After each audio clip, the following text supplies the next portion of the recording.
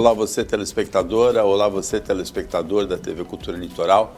A partir de agora você acompanha a edição desta quarta-feira do Opinião 2.0.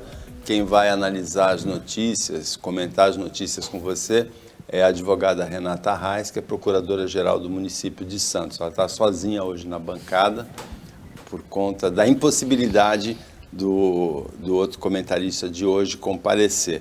E a gente vai começar conversando sobre uma cena de faroeste ontem, de velho oeste, tiroteio, bang-bang, terror, pânico em Vicente de Carvalho. Alguns criminosos tentaram assaltar um carro forte da Brinks e perto do terminal rodoviário, ou seja, num lugar com muita gente.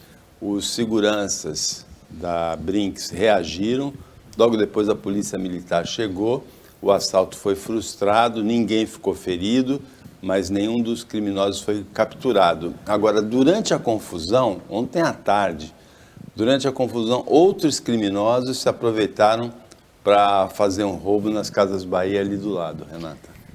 Boa tarde. Boa tarde a todos que estão nos assistindo hoje. Boa tarde, Paulo. Mais uma vez, obrigada pelo convite para estar aqui. O Guarujá, tudo que vem acontecendo, né, nos últimos anos no Guarujá, assusta, é triste de ver as notícias, uma cidade tão perto daqui, separada por uma balsa, e com uma realidade que nos parece muitas vezes tão distante da que a gente está vivendo aqui. A gente tem notícias que realmente deixam a gente estarrecido com a audácia dessas pessoas, a forma como eles estão cada vez mais aprimorando a forma de praticar os crimes e a audácia com que eles estão fazendo isso em plena luz do dia. Nessa situação, se ninguém ficou ferido, foi uma bênção, porque o risco de num tiroteio desse, pessoas inocentes, pessoas que estão ali naquele ambiente, naquele momento, possam ser atingidas, a chance é enorme, né? Mas a polícia conseguiu frustrar o assalto, não conseguiu prender ninguém e, como você falou, num momento desses, todo mundo prestando atenção numa coisa, aproveitaram outros para fazer assalto na Casas Bahia. Então a gente fica sem saber realmente como a gente pode hoje, né, andar na rua, porque a segurança pública ela tem esse papel coercitivo, né? Mas o papel preventivo ele é o mais difícil mesmo de ser exercido. Como evitar que isso aconteça? As medidas de segurança pública, na forma preventiva, elas são mais difíceis e as pessoas sentem falta realmente dessa presença da polícia o tempo todo, que não tem condições de estar em todo lugar. Isso só se resolve mesmo com monitoramento diário, né, 24 horas por dia, investir em monitoramento urbano e também em centros de operação para que a polícia esteja preparada para tão logo tenha conhecimento de um crime que está sendo cometido, ela tenha condições de agir. Acredito que nessa situação aí deve ter acontecido algo parecido para que a polícia consiga chegar imediatamente e poder evitar o crime. O crime não pode valer a pena. O país precisa conscientizar a população disso, com uma política nacional de segurança pública que envolva não só ações, mas também a comunicação, esclarecimento. Guarujá, talvez, aqui na região, lógico que todas as cidades têm segurança, no interior de São Paulo, no Nordeste, no Sul do Brasil, no Centro-Oeste, a insegurança é generalizada. Mas em Guarujá a coisa é mais aguda. As notícias que nós temos comentado aqui é de que um cidadão sobe num poste, corta a fiação no meio da tarde na praia de Pitangueiras e leva os fios embora. Outro que tira uma grade de um próprio municipal, de uma unidade de saúde e vai embora com a grade na bicicleta ou a pé. Ou essa ação ontem aí, assassinatos de turistas também. Então precisa de uma ação ainda mais enérgica das autoridades de segurança da Baixada em Guarujá do que em outras partes do país. Mas o país precisa de uma política nacional de segurança pública que não teve no governo Fernando Henrique, não teve no governo Lula, não teve no governo Dilma, nem no Temer e também não no governo Bolsonaro. Ainda em Guarujá, o ex-prefeito, prefeito afastado, na verdade ele é o prefeito eleito, afastado pela justiça, o Walter Suman, ele não apareceu ontem para dar depoimento na Câmara, no processo de impeachment. Ele alegou, Renata, que ele não pode ir num próprio municipal por determinação judicial. Mas teve outro capítulo dessa história. Também ontem, o Tribunal Regional Federal da Terceira Região concedeu habeas corpus ao prefeito para ele deixar de usar a tornozeleira eletrônica e ele pode retornar ao cargo. É um zumbi político, né? Mas pode voltar ao cargo. Mais uma questão envolvendo o Guarujá, que tendo razão ou não a quinta turma do TRF na concessão do habeas corpus, que inclusive foi por unanimidade, todos os votos dos desembargadores da turma foram favoráveis ao habeas corpus, é mais uma situação que deixa a população insegura, porque você tem um governo totalmente atrapalhado e imprevisível. Você não sabe o dia de amanhã na sua cidade, o comando de quem. E esse troca-troca que acontece, essa insegurança, quando você tem um prefeito, que é a autoridade máxima do município, acusado de crimes como os que ele está sendo acusado, e essa insistência em permanecer, né, independentemente do exercício do direito de defesa, uma insistência em permanecer no comando da cidade. Agora, com a concessão do habeas corpus, ele estava em prisão preventiva, né, decretação de prisão preventiva, embora domiciliar de tornozeleira eletrônica, realmente ele não poderia deixar de respeitar as condições estabelecidas, as restrições estabelecidas para o uso da tornozeleira eletrônica. Agora, com a concessão do habeas corpus, o processo dele continua, as acusações continuam e ele vai poder exercitar o seu direito de defesa, a sua ampla defesa, o contraditório em todo este processo, tentar provar a inocência que ele diz ter, porém em liberdade e no exercício das suas funções.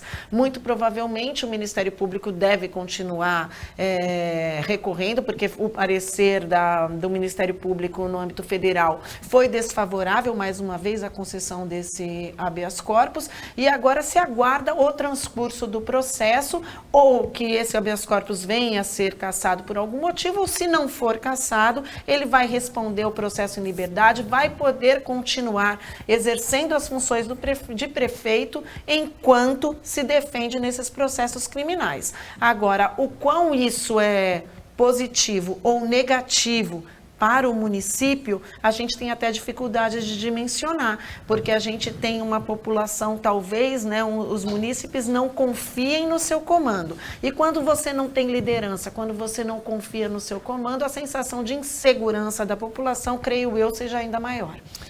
A Operação Nácar, a primeira fase da Operação Nácar foi em setembro do ano passado.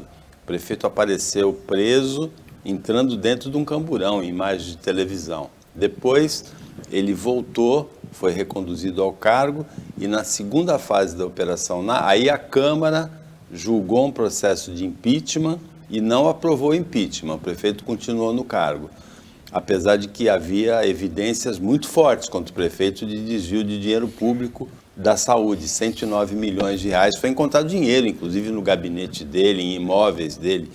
Depois disso, houve a segunda fase da Operação Nácar, em março, e o prefeito foi novamente afastado do cargo, agora por decisão judicial. A Câmara instaurou um novo pedido de impeachment e a confusão é generalizada, porque a Câmara chama o prefeito, intima o prefeito a depor no processo.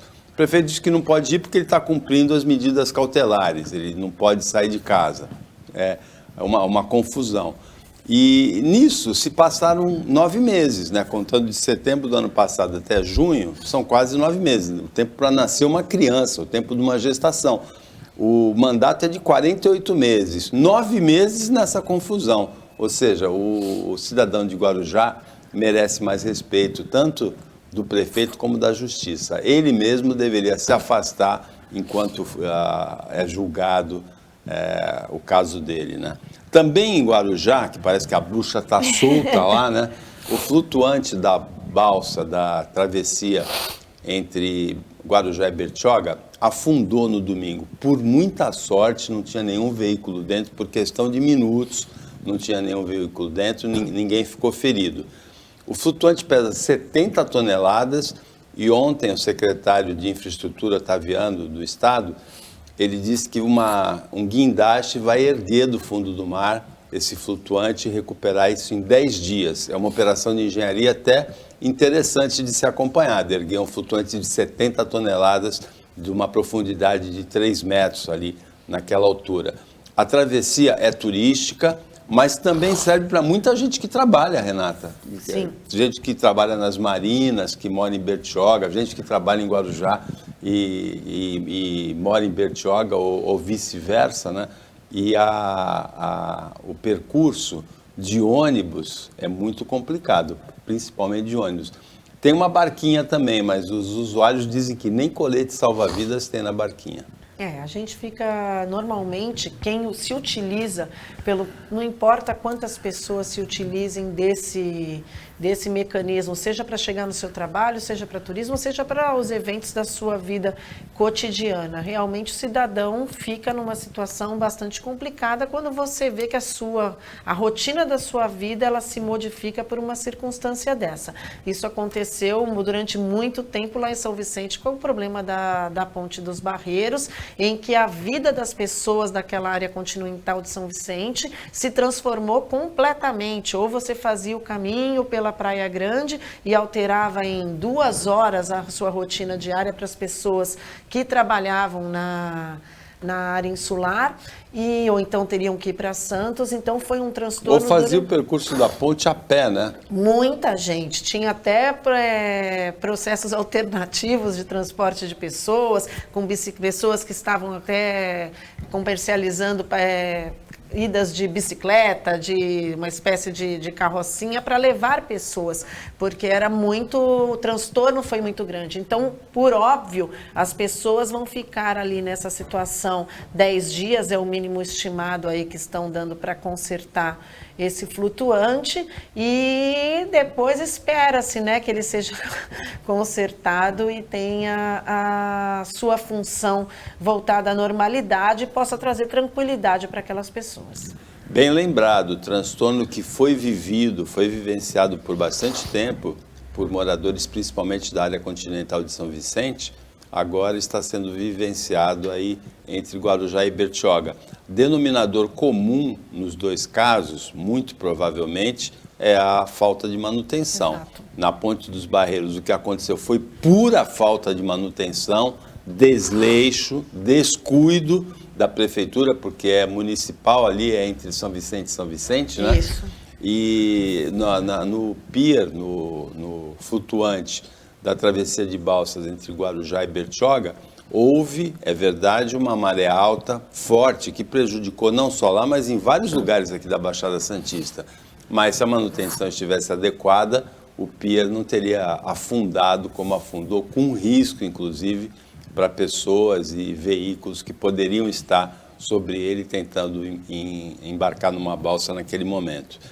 Para terminar essa parte meio policial, meio de bruxa solta aí, ontem uma carga de 518 quilos de cocaína, mais uma, né, num container de carne que teria como destino Antuérpia, na Bélgica, foi apreendida numa operação conjunta da Receita Federal e da Polícia Federal.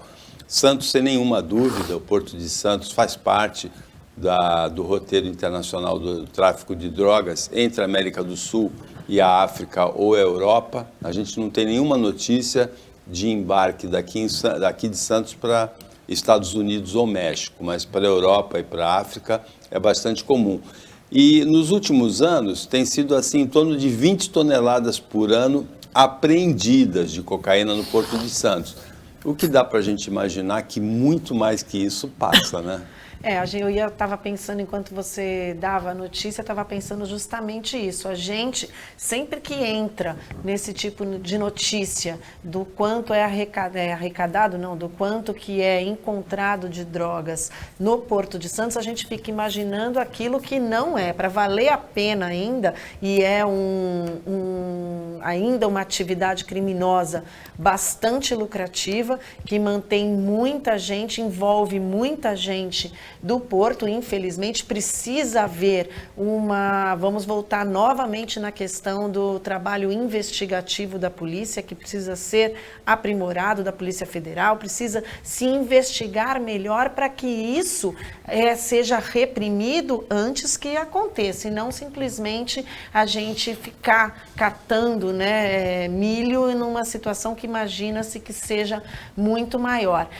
A situação em relação ao tráfico de drogas nos portos é um problema, não é privilégio de Santos, é um problema nos portos de todos os países, né, que tem portos, as cidades portuárias sofrem com essa situação, e a gente tem que investir numa repressão maior para tentar realmente combater o tráfico de drogas aonde gera dinheiro, e é ali que o dinheiro começa a aparecer realmente para o tráfico internacional. O Porto de Santos movimenta 150 milhões de toneladas nesse ano de 2022. É muito fácil esconder droga de alguma maneira nessas cargas, porque a fiscalização é por amostragem, não tem condição, não tem pessoal humano para verificar 150 milhões de toneladas. Então, uma boa parte escapa. Imagina-se que seja mais ou menos 10%, que é a porcentagem que é fiscalizada assim, com scanner. Não tem o embarque só dessa maneira. Tem técnicas muito mais sofisticadas, mergulhadores que fazem a carga, colocam a carga no casco do navio, na parte submersa, com adesivos fortes que permitam cruzar o Atlântico. Tem várias maneiras de colocar. Agora, só de contêineres são 4 milhões de contêineres, 5 milhões de contêineres por ano de TEUs, né, a unidade do contêiner de 12 pés. Então, realmente é difícil de fiscalizar, e quando pega, como pegou ontem, como pega 20 toneladas por ano, a gente tem mais que cumprimentar a equipe da Receita Federal e a equipe da Polícia Federal. Opinião volta depois do intervalo, rapidinho.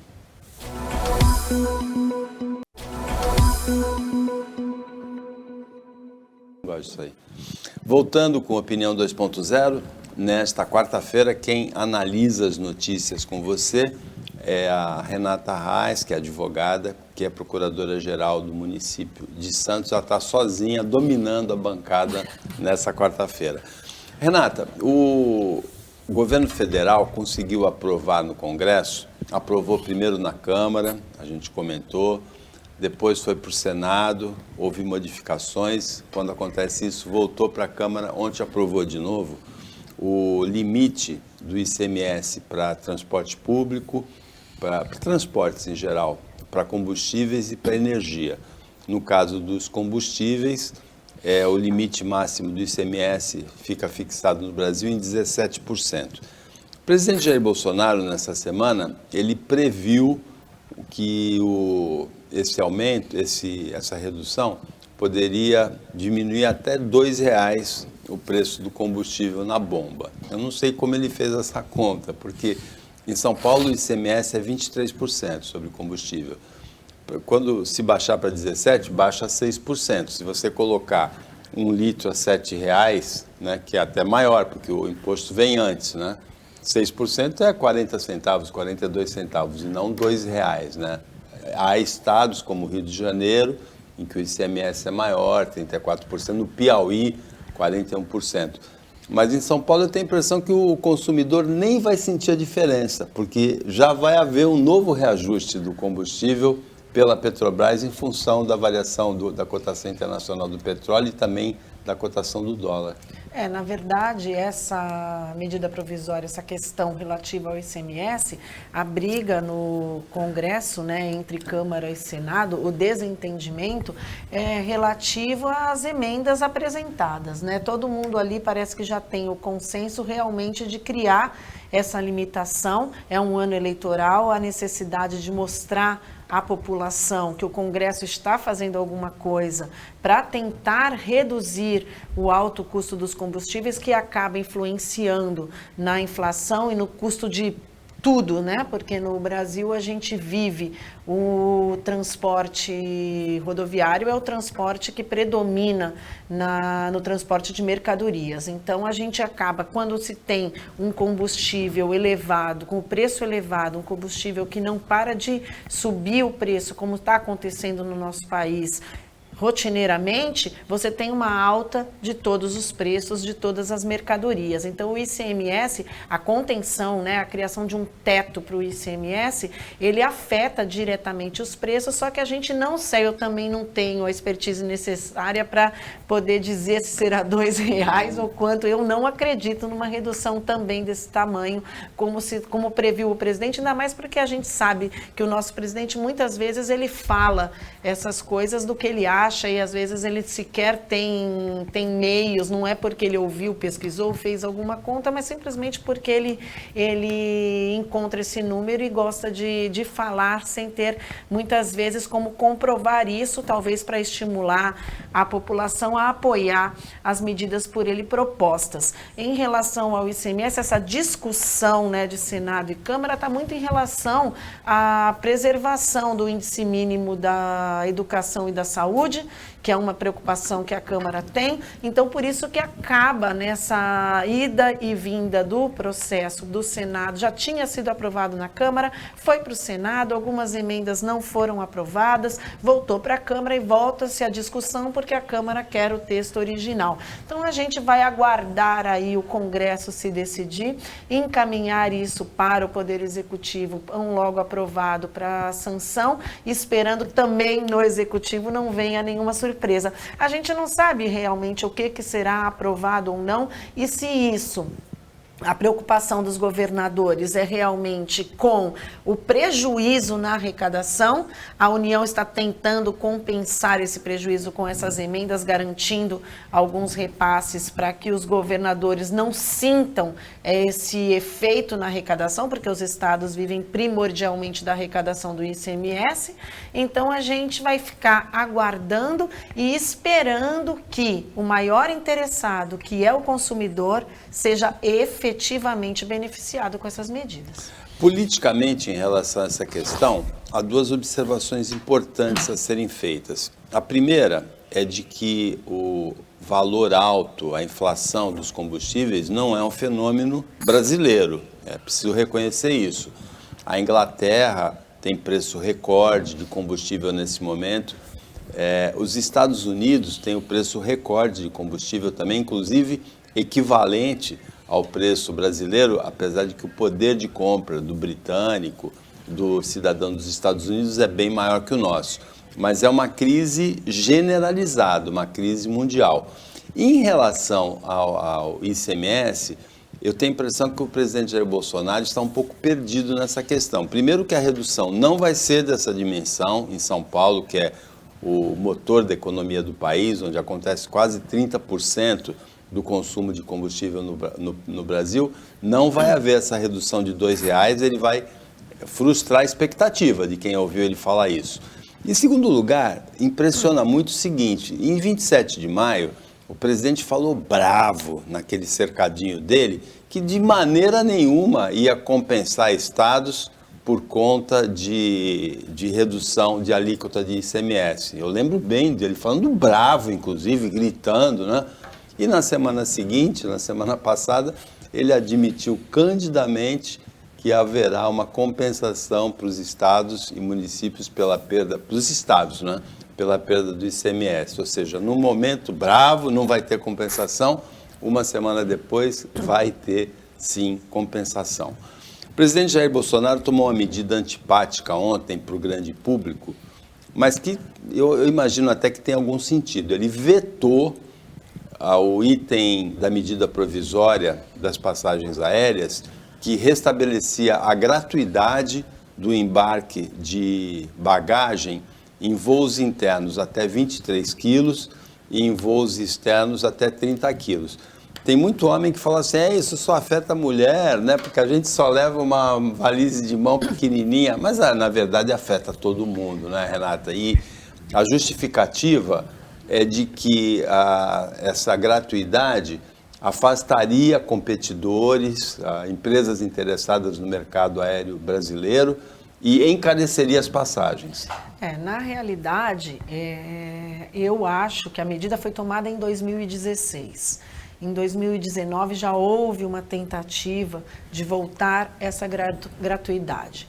Eu imagino, Paulo, que ninguém viaja num voo internacional e leva uma bagagem de mão, a menos que as pessoas que viajam a trabalho e que vão passar ali 2 dias, mas os voos internacionais, as pessoas que fazem turismo, nem só mulher não, homem também, fica muito difícil você viajar com apenas uma bagagem de mão. Na minha opinião, quando isso aconteceu em 2016, foi o erro, porque a gente se pensa sempre no nosso país com imediatidade. Então, a medida de retirada da bagagem gratuita foi justamente para aumentar realmente o campo para os competidores e reduzir o preço das passagens aéreas. É uma conta matemática, né? Você passa a cobrar, não é que reduziu, você passa a cobrar pela bagagem, você reduz para quem não leva bagagem. O que a gente vê hoje nos aeroportos, em viagens curtas que a gente faz, seja para o Rio de Janeiro, seja para Brasília,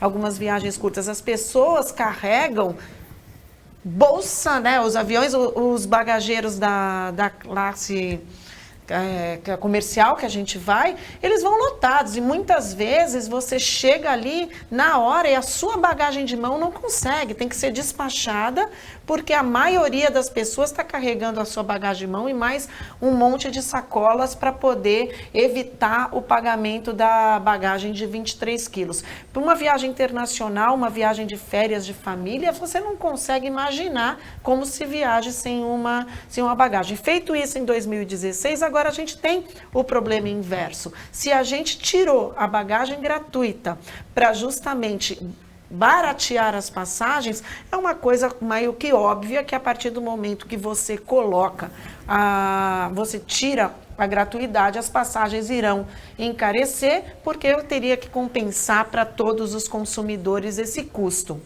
Eu imagino que o veto do presidente neste momento, embora tenha sido um veto antipático, ele foi um veto jurídico e um veto necessário diante desta realidade. Não que eu não concorde com a gratuidade, eu acho que deveria ser gratuito sim, mas eu entendo do ponto de vista jurídico a posição do presidente em vetar. Agora, a medida de cobrar pela bagagem de mão da empresa aérea é uma medida extremamente antipática, burocratiza o check-in, o check-out, né, no aeroporto, super complicado.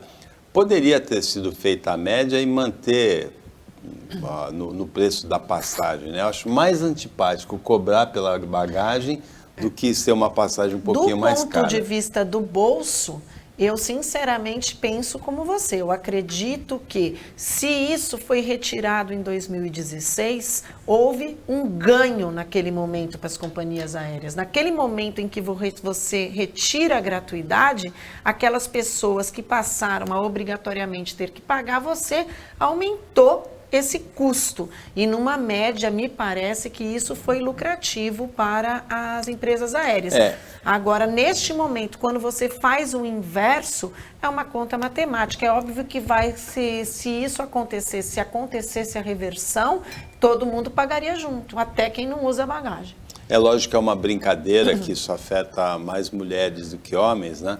Mas o voto da mulher é uma preocupação especial do governo Jair Bolsonaro. Tanto que tudo indicava que o vice na chapa do Bolsonaro seria o ex-ministro da Defesa, que se desincompatibilizou do cargo, o general Braga Neto.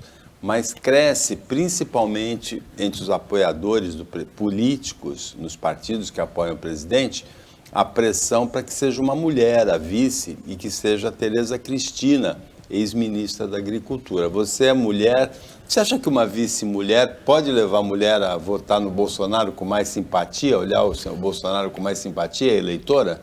Olha, no caso específico do Bolsonaro, eu como mulher não acredito nisso, porque eu acho que a figura do Bolsonaro é uma figura muito forte e a postura do Bolsonaro em relação à mulher, a forma como o governo dele trata as políticas para as mulheres, não vai fazer diferença neste momento ser uma mulher ou não. Eu acho que ele pode reforçar a simpatia daquelas mulheres que já tinham simpatia pelo governo dele, mas não acredito que uma pessoa que não votaria no Bolsonaro, ela agora votaria por ter uma mulher como vice-presidente. Me parece até uma certa hipocrisia, né? A utilização da figura feminina na política, porque o que a gente vê hoje na política é uma luta muito grande da classe feminina para que seja respeitadas um número mínimo de mulheres em todas as esferas, para que a mulher tenha realmente voz e ela não seja apenas um número que os homens coloquem para cumprir um mandamento legal. As mulheres precisam ter realmente voz. Agora, uma mulher vice-presidente, assim como nós já tivemos uma presidente mulher, independentemente de você concordar ou não com a pauta de governo, com o programa de governo e mesmo com a pessoa do presidente, ela é um motivo, né, de orgulho para a classe feminina e de esperança que aquele governo tenha um olhar mais sensível e mais preocupado com as políticas para as mulheres. Mas não acredito que alguém que não vote em Bolsonaro passe a votar por conta de ele ter uma mulher, porque todo mundo sabe e conhece o posicionamento do governo dele em relação às mulheres. Essa questão do voto da mulher para o Bolsonaro é uma questão complicada. Ele tem percentuais de intenção de voto entre as mulheres bem menores do que entre os homens. E essa preocupação ela fica ainda mais intensa porque uma das estratégias seria o aparecimento bastante assim na campanha da primeira-dama, Michele Bolsonaro, inclusive nas inserções desse mês que o PL está realizando. A Michele faltou em 2 reuniões, segundo a colunista Thaís Oyama, do portal UOL, e já avisou que não vai na 3ª gravação, que ela não pretende participar dessas gravações. Talvez a causa do retraimento dela seja uma briga em família aí pelo comando de comunicação da campanha entre 2 dos filhos do Bolsonaro, o vereador Carlos Bolsonaro, do Rio de Janeiro, e o senador Flávio Bolsonaro.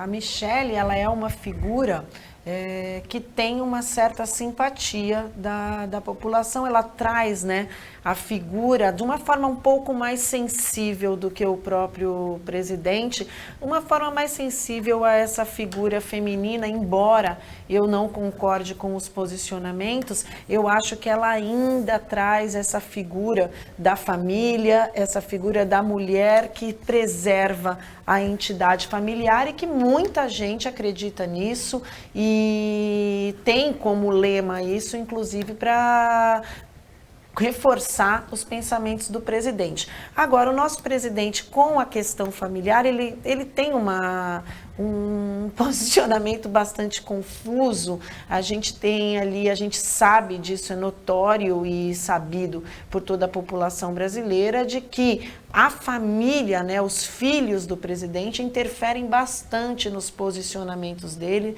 não só nos posicionamentos do presidente, como os próprios posicionamentos dos filhos muitas vezes interferem na própria condução do governo, ainda que não diretamente, mas indiretamente, trazendo polêmicas como essa. Então, a figura da Michele, para mim, em relação aos eleitores e às eleitoras, principalmente mulheres do nosso país, me parece mais positiva do que simplesmente colocar uma candidata a vice de Bolsonaro para fazer este papel. Quando a gente sabe que Bolsonaro tem um vice respeitado por muita gente no nosso país, mas que muitas vezes é desrespeitado por ele próprio. O que tem de concreto aí é que o vereador Carlos Bolsonaro, à Câmara do Rio de Janeiro, que é considerado o cérebro da comunicação do grupo Bolsonaro, do grupo político, ele fez críticas públicas em redes sociais às inserções do PL que foram pautadas pelo senador Flávio Bolsonaro. Então, há indícios de que há uma briga interna mesmo. Tradicionalmente no Brasil, no último ano de uma década, é feito o censo do IBGE.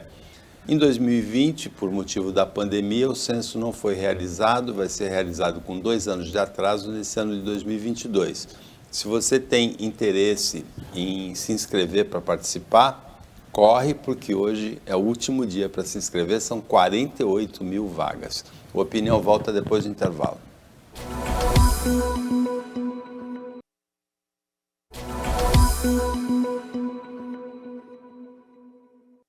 Voltando para o último bloco do Opinião 2.0 desta quarta-feira, quem analisa as notícias com você é a advogada Renata Reis, que é procuradora-geral do município de Santos. Tem um imbróglio grande, né, um episódio dramático, internacional, se desenrolando no Amazonas, na Amazônia, que escancara toda uma realidade de tráfico, de poder dos criminosos. A gente ficou sabendo que tem garimpo ilegal, madeireiros atuando ilegalmente também, agora pesca ilegal também, que pode ter sido a causa da morte, se é que ela ocorreu, do jornalista inglês Dom Phillips e do brasileiro, do indigenista brasileiro. É bem complicada a situação, já tem mais de uma semana que eles estão desaparecidos, há uma pressão internacional grande pela busca dos dois. Nessa semana, a esposa do jornalista chegou a anunciar o encontro dos corpos, que foi desmentido depois, e a Polícia Federal já prendeu 2 suspeitos do desaparecimento. Ontem foi preso mais um suspeito. Ontem foi preso um que, se não me engano, tem um apelido, Pelado, né? O irmão dele. O irmão dele foi... O primeiro foi o Pelado e mais um que foi preso ontem. Na verdade, a gente tem no nosso país uma política de proteção ali contra as atividades criminosas naquela região de longa data, né? Não é um mal, piorou muito nesse último governo, principalmente, na minha opinião, com o primeiro-ministro de Meio Ambiente do governo Bolsonaro, que tem suspeitas graves sobre ele acerca da forma de conduzir a repressão ao crime organizado naquela região, mas a gente tem ali historicamente, uma região ali da Amazônia muito rica em todo tipo de atividade, mineração, pesca, madeira, e uma exploração irregular, uma falta de equipagem necessária da fiscalização e da polícia para combater esse crime, e as pessoas que atuam, que têm coragem ainda de atuar na proteção dos índios, na proteção do meio ambiente na Amazônia, arriscam a própria vida. Isso é uma questão histórica de governos anteriores, não é nada novo, porém agora preocupa bastante porque a forma que está sendo conduzida pelo nosso governo, que muitas vezes defende essa política de condução dentro da nossa Amazônia. Eu penso que está muito confuso essa questão da apuração. Ontem eu estava lendo sobre esse assunto e estava se relembrando que em 2019 um outro rapaz jovem de 20 e poucos anos também desapareceu, foi assassinado, também era um indigenista brasileiro que estava e desapareceu em 2019 e não teve essa repercussão que está tendo agora, muito por conta do jornalista estrangeiro, essa pressão internacional para que se investigue o mais rápido possível e se chegue à conclusão do que realmente aconteceu. A gente sabe que ali é uma área de difícil busca, né? A gente sabe que é muito difícil combater o crime organizado ali, e se não houver necessariamente uma confissão de algum dos suspeitos ou uma denúncia, vai ser bastante difícil efetivamente a apuração e a localização desses corpos. Realmente, o indigenista Bruno Pereira, ele está sendo procurado junto com um jornalista inglês. Muita gente diz que se tivesse sido só ele, seria apenas um a mais, que não haveria essa comoção toda. E ontem, no meio dessa confusão toda, o delegado da Polícia Federal, Alexandre Saraiva, locado no Amazonas e que já foi o superintendente da Polícia Federal no Amazonas, ele acusou nominalmente a deputada Carla Zambelli, do PL de São Paulo, o senador Jorginho Melo, do PL de Santa Catarina, de serem financiados por madeireiros. Ele falou assim: eu quero que eles me processem porque eu provo. Acusações pesadas ontem na Globo News, que lançam uma nova luz aí sobre essa questão. Ele falou que é muito difícil combater, ele é delegado da Polícia Federal, que é muito difícil combater o crime na Amazônia, porque os políticos são patrocinados pelos criminosos que atuam lá. Na verdade, quando uma pessoa comete esse tipo de atitude, de acusação de crime, ele pode estar cometendo um crime de calúnia, um outro crime, caso ele realmente não tenha como provar isso. Se ele vier a ser processado pelas pessoas acusadas disso, a deputada e o outro deputado, ele tem aí a prerrogativa da exceção da verdade prevista no Código Penal, que é justamente provar que aquilo que ele está falando é verdade. Se ele tiver essas provas, aí a coisa vai complicar bastante, porque a gente sabe, é algo que não estou aqui falando politicamente, mas falando como cidadã mesmo. A gente sabe que no nosso país o crime organizado não só financia no país todo muitos candidatos, como prepara muitas pessoas para serem candidatos. Então, hoje a gente tem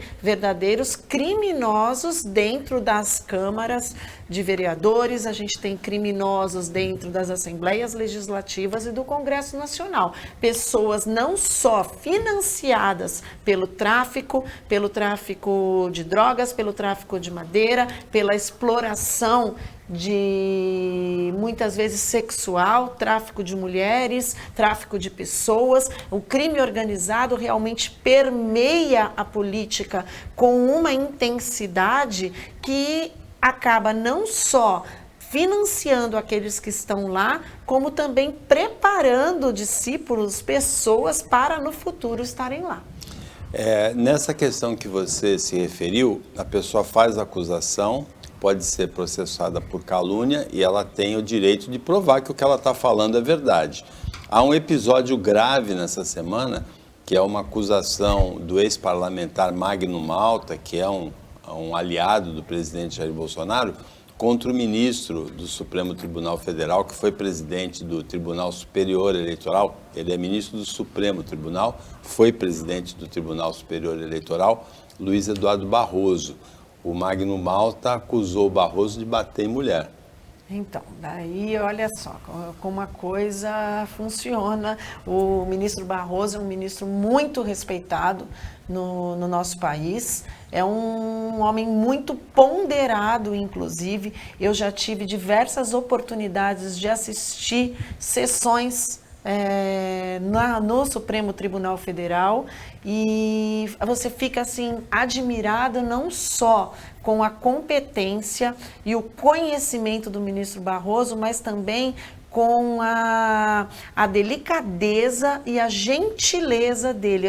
Eu já presenciei, Paulo, eu estava em Brasília, eu tinha um despacho com um ministro do Supremo, alguns ministros do Supremo agendados para aquela data, e enquanto a gente fazia hora entre um despacho e outro, que isso é muito rápido, né, quando você tem audiência particular com o ministro, eu estava lá no Supremo Tribunal Federal e presenciei uma daquelas famosas discussões entre o Gilmar Mendes e o ministro Barroso, uma daquelas que eles trocaram farpas e brigaram mesmo em plenário. Isso passou à noite no Jornal Nacional, e até para brigar ele tem uma educação, ele é muito ponderado, e a forma como ele se coloca realmente é de um homem muito educado. Se isso realmente for verdade, vai ser, para mim, muito surpreendente de um homem como o ministro Barroso, uma conduta de agressão, de violência contra a mulher. Neste caso, o ministro já está acionando o Magno Malta e vamos ver se o Magno Malta realmente simplesmente trocou farpas, jogou aleatoriamente esse tipo de coisa, ou se ele vai poder usar, como eu falei, do Instituto da Exceção da Verdade e provar que aquilo que ele está falando é verdade, porque do contrário ele vai ser processado e talvez condenado por calúnia e difamação. Se o Magno Malta conseguir provar isso que ele está falando, vai ser uma dupla surpresa. Primeiro porque teria credibilidade alguma coisa falada pelo Magno Malta. E segundo porque seria uma surpresa imaginar que o Luiz Eduardo Barroso, o ministro tão elegante do Supremo, pode incorrer numa atitude dessa de violência contra a mulher. O Barroso, inclusive, lembra um ministro do Supremo que sempre eu gostei de acompanhar as manifestações, porque sempre brilhantes, que era aquele Carlos Aires Brito, né? Exato. Ministro do Supremo que foi aposentado compulsoriamente, né? Mas sempre brilhante, né? Sempre muito bem colocadas as análises dele, né? Tem alguns ministros do Supremo Tribunal Federal, eu diria que praticamente de todos, mas alguns muito preparados, não só técnica e juridicamente, mas realmente que você fica extasiado de ver se manifestar, de ver se colocar.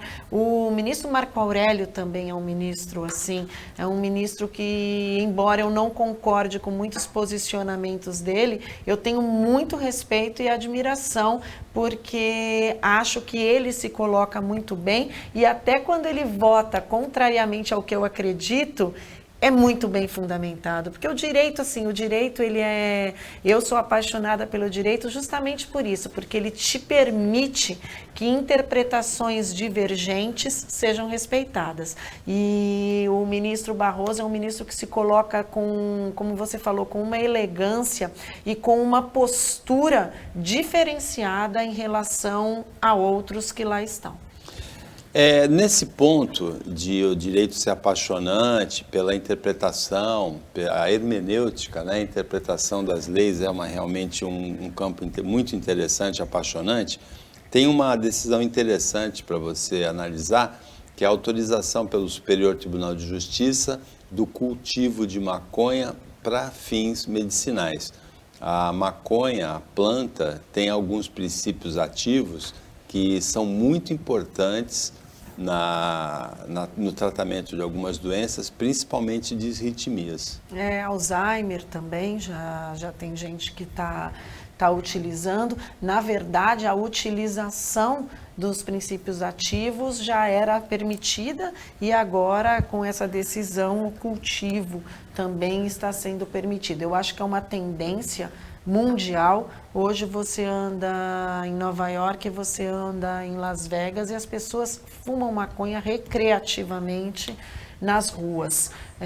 Eu acho que é uma tendência, começa assim, principalmente nós já estamos avançando aqui no nosso país. O deputado Caio França tem um projeto que ele briga muito na Assembleia Legislativa do Estado relativo ao uso da maconha para fins medicinais, e a gente espera que o produto realmente, havendo os estudos necessários e as comprovações científicas de que pode trazer benefício à saúde das pessoas, ele tem que ser permitido, ele tem que se permitir que no nosso país se cultive para essa finalidade, lógico, com a devida fiscalização, para que as pessoas no futuro não se utilizem disso para fins criminosos. É difícil de fiscalizar, né? Que a pessoa pede autorização para o cultivo da maconha e não vai ter fiscalização permanente para saber qual vai ser a utilização daquela maconha que ela está Você cultivando. Está fornecendo para aquela finalidade. Olha difícil, o tamanho, né?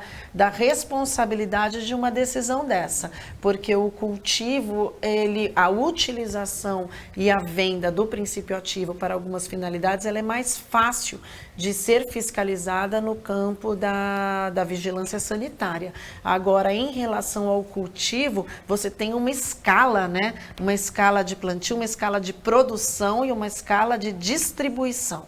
E daí é que fica complicado, dentro deste processo, você fazer a fiscalização. Eu acredito que essa por hora, é uma decisão isolada, então vai haver um certo cuidado para a prestação de contas da forma como isso está sendo feito e da forma como vai ser fiscalizado. Mas creio que é uma tendência e é irreversível isso. A tendência realmente é a liberação, porque já está provado cientificamente os benefícios dos princípios ativos da maconha para as doenças. Mesmo o uso recreativo, e até na América do Sul, no Uruguai, existe autorização para o uso recreativo, fumo recreativo da maconha.